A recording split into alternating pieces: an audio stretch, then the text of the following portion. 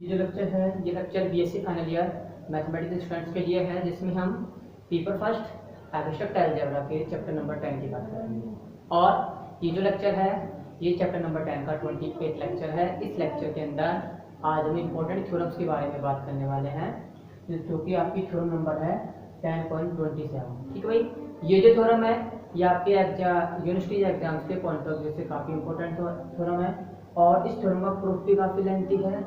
तो इसको समझने के लिए आपको इस वीडियो को अच्छे से वॉच करें और एंड तक वॉच करें। ठीक भाई, साथ ही साथ इसमें जितने भी कंसेप्ट्स यूज हो रहे हैं उन कंसेप्ट्स को आपको मालूम होना भी जरूरी है। तो इस थ्योरम को कंप्लीट करने के लिए सबसे पहले आपको जो प्रीवियस जो भी आपकी थ्योरम करवाई है उनके स्टेटमेंट एटलीस्ट याद होने ही चाहिए। तो आज की थ्योरम को स्टार्ट करते हैं प्रूफ। तो देखिए, स्टेटमेंट में आपको दिया गया है कि एक वेक्टर स्पेस है V ओवर F। ठीक है भाई, क्या क्या दिया गया आपको?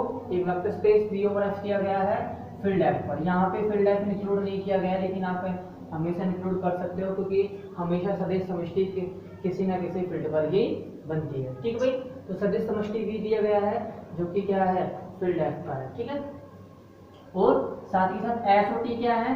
S और T क्या है? इस सदिश समष्टि V की उप समष्टियां हैं जिनकी कितनी डायमेंशंस है? जिनकी फाइनाइट डायमेंशंस है। कहने का मतलब है कि S और T वेक्टर सब स्पेस है, vector space V over F के साथ ही साथ इनके वेक्टर सब स्पेस S और T के लिए आपको बेसिस इस प्रकार के मिल जाएंगे कि उनमें एलिमेंट्स की जो संख्या है या वेक्टर्स की जो संख्या है वो क्या है? फाइनाइट है। कहने मतलब है कि इन वेक्टर सब स्पेस के लिए आपको जो बेसिस सेट मिलेगा उस बेसिस सेट में वेक्टर्स की संख्या कितनी है? फाइनाइट है। ठीक है भाई, क्या है? फाइनाइट है। तो आपको क्या शो करना है? आपको शो करना है कि dimension of x plus T बराबर dimension of x plus dimension of T minus dimension of x intersection T. ठीक है, देखिए इसको प्रूफ कैसे करना है। सबसे पहले जो जो इन्फॉर्मेशन आपको दी गई है वो लिखिए। फर्स्टली देखो, आपको दिया गया है V, दिया गया है V फील्ड, या फिर ऐसे करो दिया गया है V plus dot field F plus dot पर, फील्ड F प्लस डॉट पर एक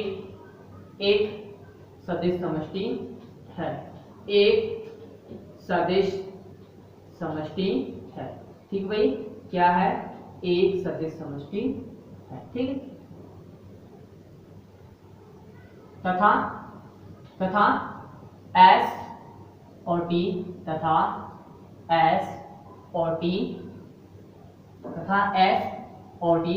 परिमित विमीय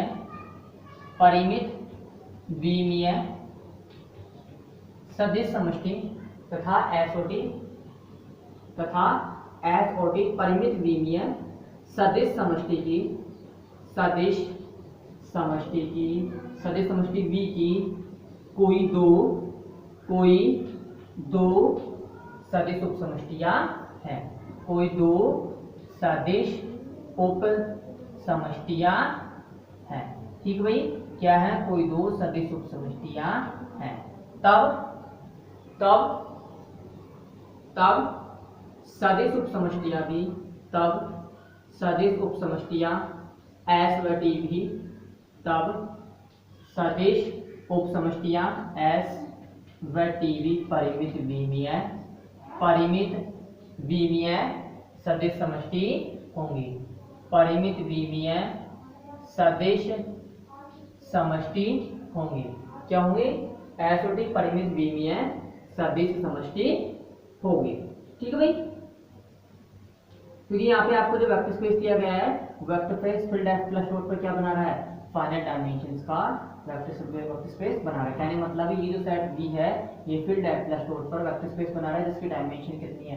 कोई ना कोई फाइनाइट नंबर है। ठीक है, और S और T क्या है? S और T इस फाइनाइट डायमेंशन वेक्टर स्पेस की कोई दो वेक्टर सब स्पेसेस हैं। ठीक भाई, अब देखो ये आपको दो वेक्टर सब स्पेस S और T दिए गए हैं। ठीक है, S और T दिए गए। रिजल्ट में आपको कैसे दिखाना है कि dimension of S plus T बराबर dimension of S plus dimension of T minus dimension of S intersection T।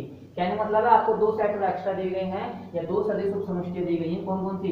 एक S प्लस T और एक S इंटरसेक्शन T। ठीक है भाई, यहाँ पे एक तो आपको दी गई है एस प्लस टी जो कि क्या है वेक्टर सब स्पेस का लीनियर सम है, और एक दिया गया है एस इंटरसेक्शन टी जो कि क्या है वेक्टर सब स्पेसेस का इंटरसेक्शन है। ठीक भाई, तो इन दोनों को डिफाइन कीजिए, दोनों वेक्टर सब स्पेसेस को। तो देखिए माना एस प्लस टी, माना एस प्लस टी सदिश समष्टियां, सदिश समष्टियों एस व टी का, एस व टी का रैखिक योग है।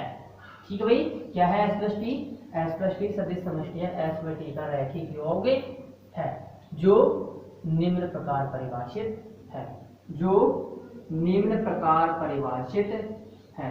ठीक है भाई, जो निम्न प्रकार परिभाषित है, जो निम्न प्रकार परिभाषित है। दैट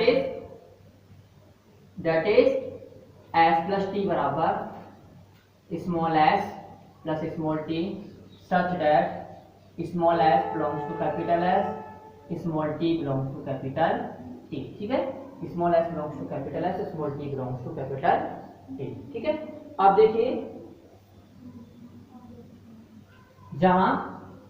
जहां रैखिक योग, जहां रैखिक योग एस प्लस टी भी सदिश समष्टि, भी सदिश समष्टि V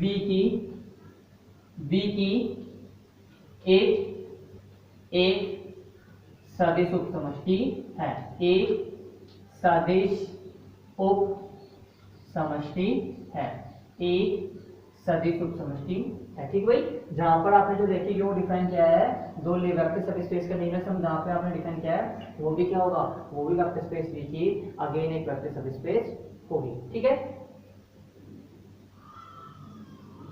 तथा साथ ही सदिश समष्टि एस इंटरसेक्शन टी भी, सदिश समष्टि एस इंटरसेक्शन टी भी सदिश उप समष्टि, सदिश उप समष्टि, सदिश उप समष्टि सदिश समष्टि V की सदिश उप समष्टि होगी, V की सदिश उप समष्टि होगी। ठीक भाई, यहाँ पे जो वेक्टर स्पेस है एस इंटरसेक्शन टी वो भी क्या है vector space V over S की वेक्टर सब स्पेस है। ठीक भाई, सदिश उप समष्टि होगी जो निम्न प्रकार परिभाषित है, जो निम्न प्रकार परिभाषित है। ठीक भाई, जो निम्न प्रकार परिभाषित है। That is S intersection T बराबर, that is S intersection T बराबर small X such that small X belongs to capital S और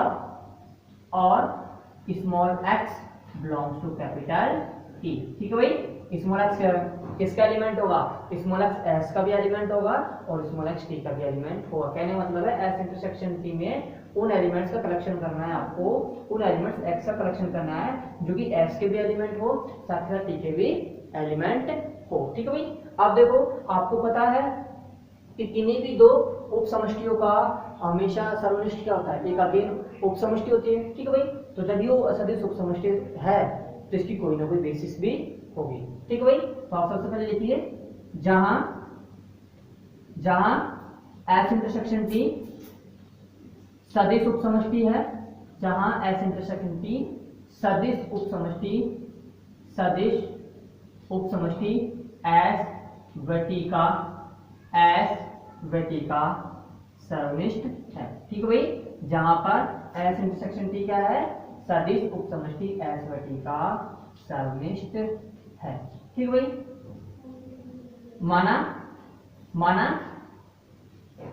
माना B1 बराबर small b1 small b2 small b3 dot dot dot small b के सदिश समष्टि, सदिश समष्टि एस इंटरसेक्शन टी की, सदिश समष्टि एस इंटरसेक्शन टी की एक आधार है। ठीक भाई, क्या है? एक आधार है। कहने का मतलब है कि ये जो B1 है, ये B1 क्या है? ये B1 सदिश समष्टि या सदिश उप समष्टि एस इंटरसेक्शन टी की क्या है? बेसिस है। कहने का मतलब है कि इस सदिश समष्टि के प्रत्येक अवयव को इन बेसिस के एलिमेंट्स के लीनियर कॉम्बिनेशन में लिख सकते हैं। ठीक है, तो ये B1 क्या हो गया?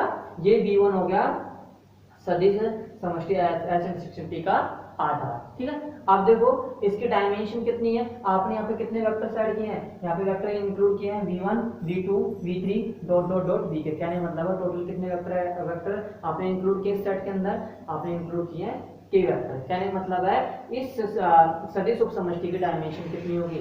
इस सदिश उप समष्टि की डायमेंशन होगी k। ठीक है भाई, that is dimension of S intersection T बराबर के। ठीक है भाई, that is dimension of S intersection T बराबर क्या होगा? के होगा। अब देखिए नेक्स्ट करना क्या है आपको?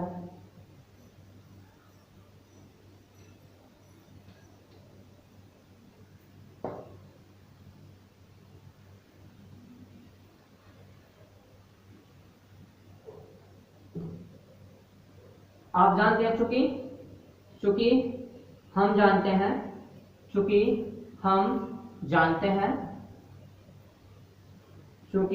हम जानते हैं कि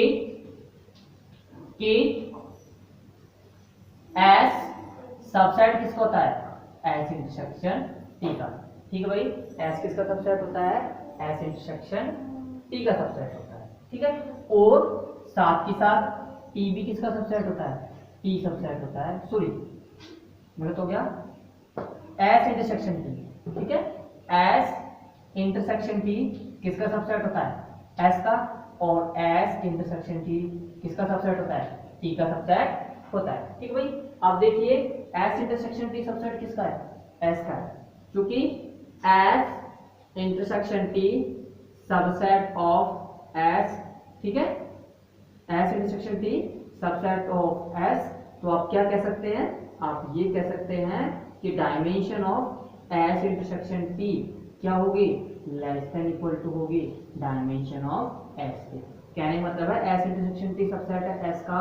ठीक है, तो क्या आप ये कह सकते हो कि सदिश उप समष्टि एस इंटरसेक्शन टी के अंदर जितने भी वेक्टर्स होंगे बेसिस के, उनकी संख्या इस सदिश समष्टि एस के बेसिस के अंदर इंक्लूड वेक्टर्स की संख्या क्या तो बराबर होगी या फिर इससे कम होगी। That is dimension of S intersection T less than equal to dimension of S. ठीक है, अब देखो dimension of S intersection T आपने वहां कितना माना है? स्मॉल के।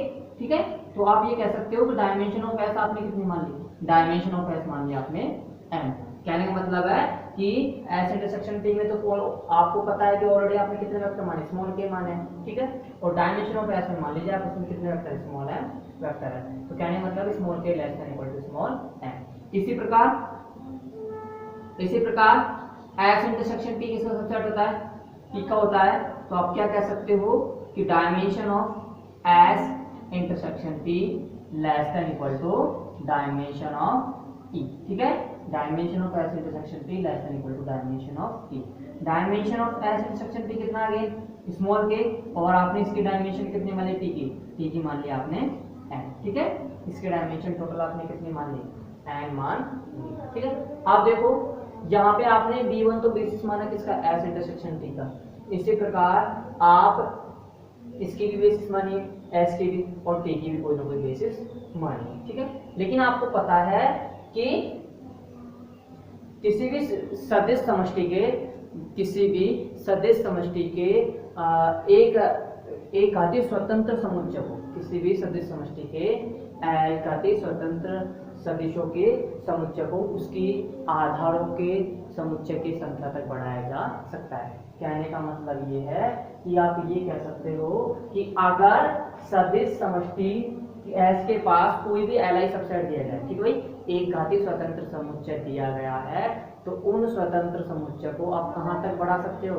उनकी बेसिस तक बढ़ा सकते हो। कहने मतलब वो सदिश समष्टि की बेसिस तक बढ़ा सकते हो। ठीक है भाई, अब देखिए, अब देखो आप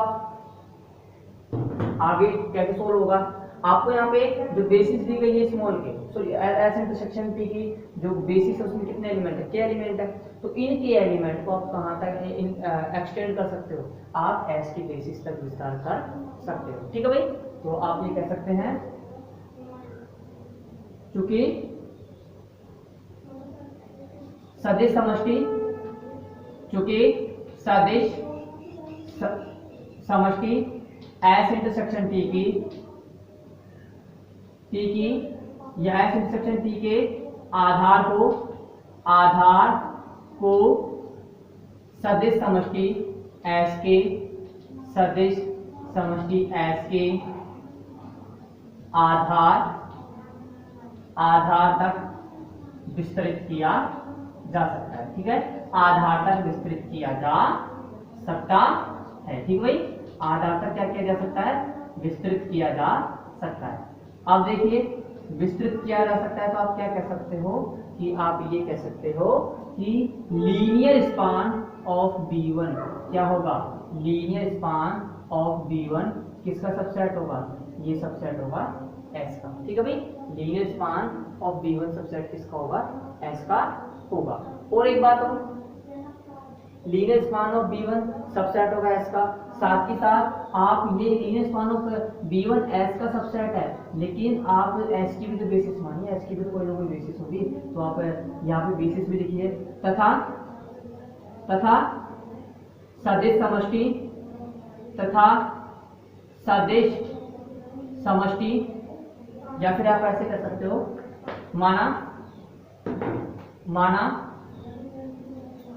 माना B2 बराबर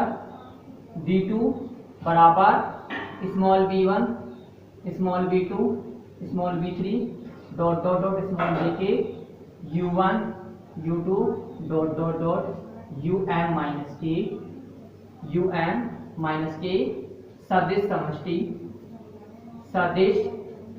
समष्टि S का आधार, सदिश समष्टि S का आधार है। ठीक भाई, क्या है, सदिश समष्टि S का आधार है। अब देखो यहाँ पे आपने क्या किया कि यहाँ पे जो S इंटरसेक्शन T की जो बेसिस थी, S इंटरसेक्शन T की बेसिस, उसको आपने कहाँ तक विस्तृत कर दिया, आपने S की बेसिस तक विस्तृत कर दिया। तो आपने वो कहा कि लीनियर स्पान ऑफ B1 किसका सबसेट आ गया, S का सबसेट आ गया। इसी प्रकार आप क्या कर सकते हो, इसी प्रकार सदिश समष्टि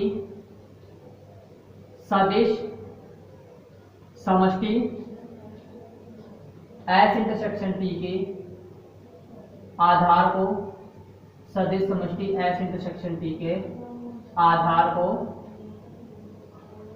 सदिश समष्टि T के आधार तक विस्तृत किया जा सकता है। सदिश समष्टि T के आधार तक विस्तरित किया जा सकता है। ठीक है भाई, क्या किया जा सकता है, विस्तरित किया जा सकता है। ठीक है भाई, that is linear span of B1 subset होगा T का। ठीक है, that is linear span of B1 subset होगा T का। माना B3 बराबर V1 V2 V3 dot dot dot Vk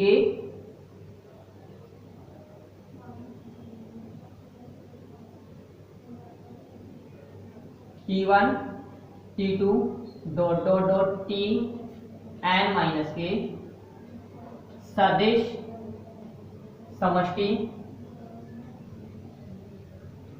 समष्टि T का आधार है। ठीक भाई, सदिश समष्टि T का आधार है। अब देखो यहाँ पे B1 तो किसका आधार है, B1 आधार है S इंटरसेक्शन T का, B2 आधार है S का, और B3 आधार है T का। अब देखिए आप यहाँ पर कि आप यहाँ पे देखते हो तो टोटल कितने अवयव हो गए। आप अगर टोटल अवयव के एलिमेंट्स की काउंटिंग करते हो, टोटल एलिमेंट्स की काउंटिंग करते हो, तो यहाँ पे टोटल कितने अवयव हैं, S के आधार में K, यहाँ पे कितने M माइनस K, और यहाँ पे कितने हैं सॉरी यहाँ पे है m माइनस के और यहाँ पे है n माइनस के। ठीक है भाई।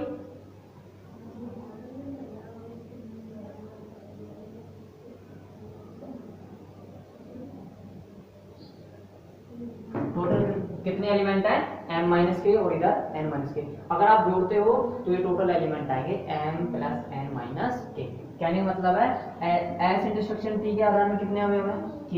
ठीक है। फिर s में कितने अवयव हैं, m माइनस के। फिर उसके बाद t में कितने अवयव हैं, n माइनस के। तो यहाँ टोटल कितने अवयव हो जाएंगे, m minus m plus n minus के। ठीक है।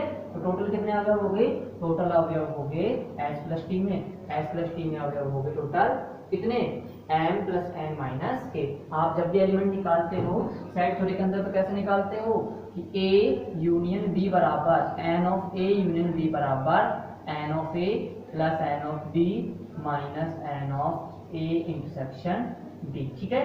तो ये तो हो गया आपका s, ये हो गया t, ये हो गया s इंटरसेक्शन t और ये हो गया आपका s प्लस t। तो इसमें कंप्लीट कितने अवयव होंगे, कंप्लीट होंगे m प्लस n माइनस के। ठीक है। कितने अवयव होंगे complete, m plus n minus के। तो देखिए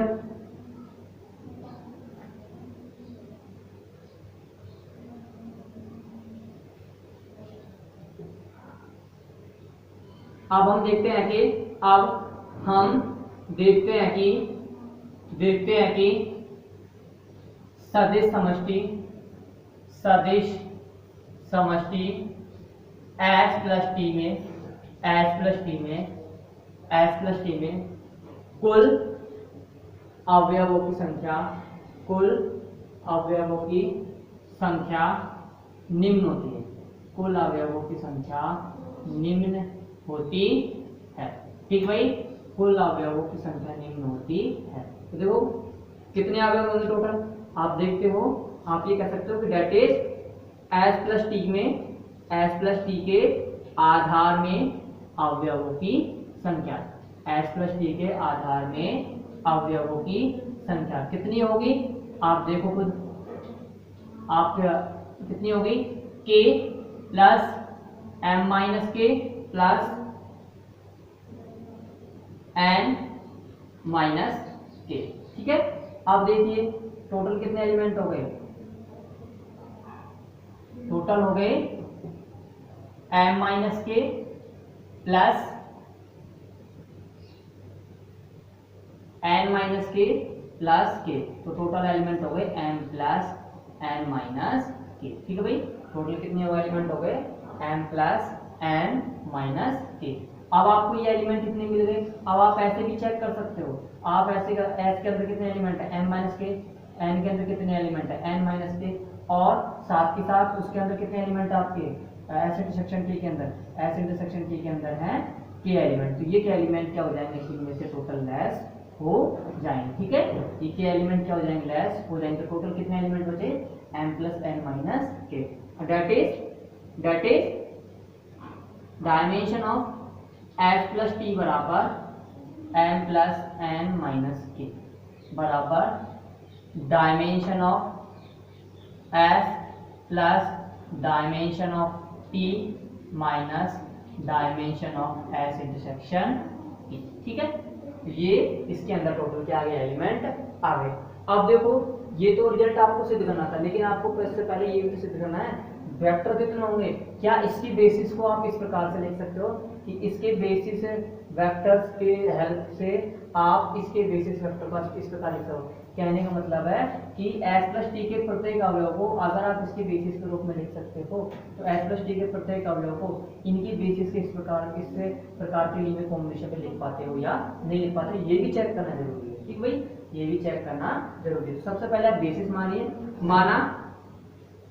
माना b बराबर v1 v2 dot dot dot bk comma u1 u2 dot dot dot um minus K comma t1 t2 dot dot dot t n minus K सदिश समष्टि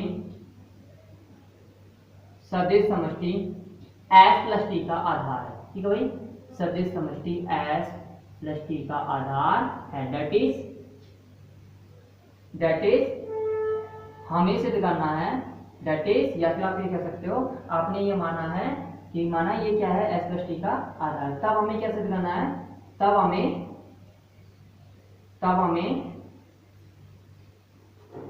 या फिर आप इसको ऐसे लिख सकते हो कि माना b बराबर b1 b2 bk u1 u2 umk t1 t2 tn minus K सदिश समष्टि s प्लस टी का कोई उप समुच्चय है। सदिश समष्टि s प्लस टी का कोई उप समुच्चय है। ठीक भाई, कोई उप समुच्चय है। तब हमें सिद्ध करना है,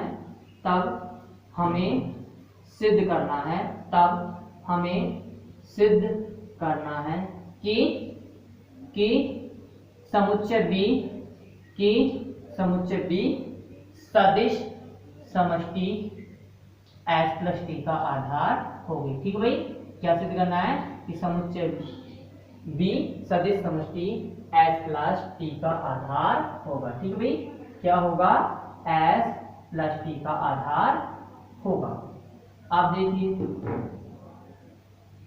S प्लस टी का आधार होगा। अब देखो ये आधार होगा तो इसको सबसे पहले क्या शो करना पड़ेगा, सबसे पहले इस अगर ये आधार है तो सबसे पहले ये क्या कौन से गुणधर्म का पालन करेगा कि ये जितने भी वेक्टर्स हैं ये सभी के सभी कैसे हैं, एलआई वेक्टर्स हैं। ये सभी के सभी वेक्टर्स कैसे हैं, एलआई वेक्टर्स हैं। कहने का मतलब है कि इन n प्लस n माइनस के वेक्टर्स के लिए आप लीनियर कॉम्बिनेशन फाइंड आउट करते हो तो वो लीनियर कॉम्बिनेशन 0 तो होगा, साथ ही उन सभी स्केलर्स का मान भी क्या होगा, 0 होगा। ठीक है, तो देखो आपको क्या करना है, सबसे पहले सर्वप्रथम हमें समुच्चय B के अवयवों को एक घातांक स्वतंत्र सिद्ध करना होगा। एक घातांक स्वतंत्र सिद्ध करना होगा। ठीक भाई, एक घातांक स्वतंत्र सिद्ध करना होगा। ठीक है, क्या करना होगा, एक घातांक स्वतंत्र सिद्ध करना होगा। तो देखो एक घातांक स्वतंत्र सिद्ध करना है तो क्या करो, इन n प्लस n माइनस के वेक्टर्स के लिए आप इतने ही स्केलर्स लो। ठीक है, तो अतः तब या फिर तब समुच्चय B के m प्लस n माइनस के सदिशों के लिए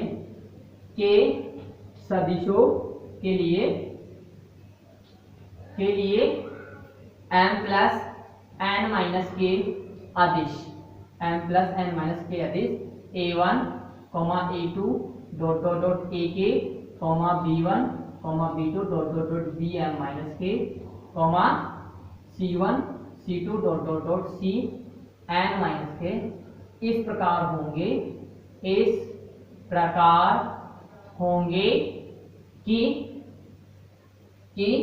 a1 b1 plus a2 b2 plus ak bk plus b1 u1 plus b2 u2 plus bm minus के um माइनस के प्लस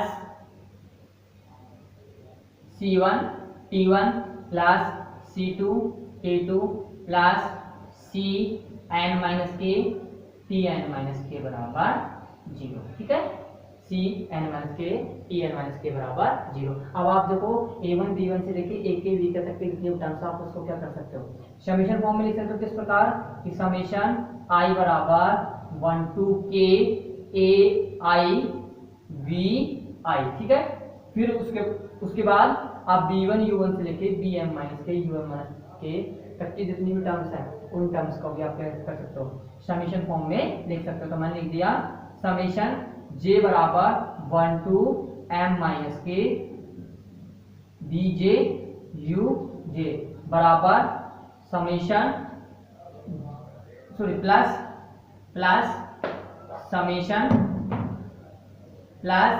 समेशन j बराबर 1 to n माइनस के cj tj। ठीक है, बराबर 0। आप देखते हो आप आप अगर आप इन दो समीशन को राइट हैंड साइड में लेके जाओगे तो ये दो समीशन किस में हो जाएंगे, नेगेटिव में हो जाएंगे। ठीक है भाई, इन दोनों समीशन को क्या ले जाओ, इन दोनों समीशन की जो टर्म्स हैं उनको राइट हैंड साइड में ले जाइए आप। तो देखिए क्या मिलता है आपको नेक्स्ट रिजल्ट।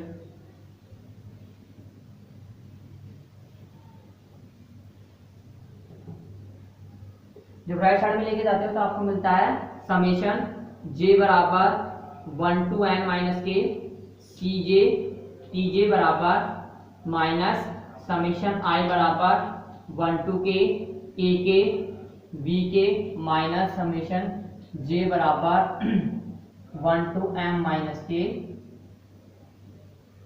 b j